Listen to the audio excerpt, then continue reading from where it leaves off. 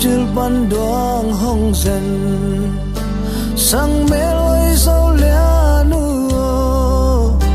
na tong xóa khói du băng khu na pian hoi in doang chừng chia dấu buồn tê nông sila in ngay na băng nông khi thôi chàng qua ta buộc lâu đinh ai hiệp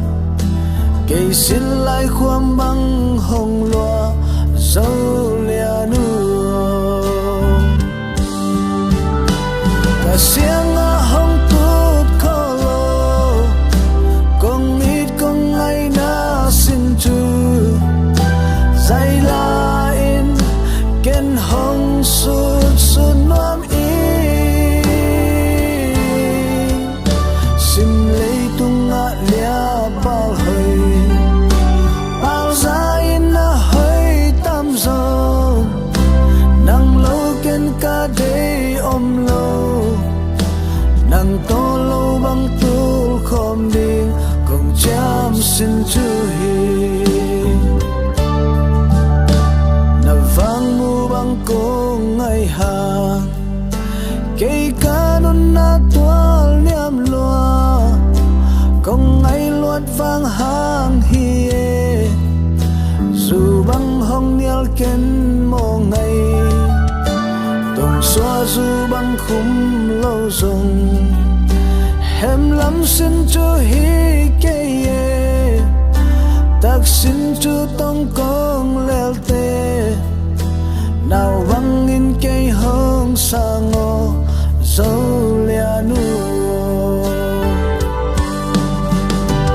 cả xiang a hong tút khó lô con ít con ngay na xin chu dây la in ken hong sút sút noam in sim lấy tung ngã lia pal hơi pal gió in na hơi tam dòng nang lâu ken ca day om lâu nang to lâu băng tu khom đi cùng chăm xin chu hi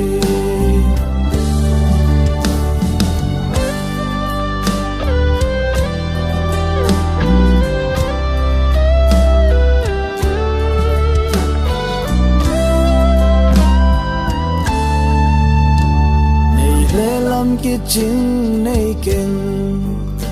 pil na siam na ken nei ken lung lao tuan ken ke ngai yo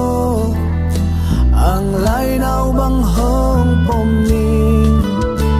na tong xóa khum nâu tê lê nằm mãi tay siêu siêu tê in ke ya ring ka tol dam na cả dây cha hong dim sắc cha dấu lia nuo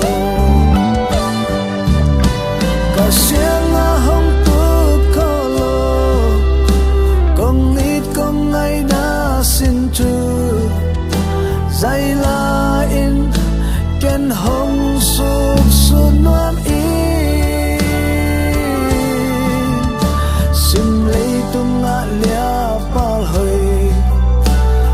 giá in na hơi tam dòng nang lâu ken ca day om lâu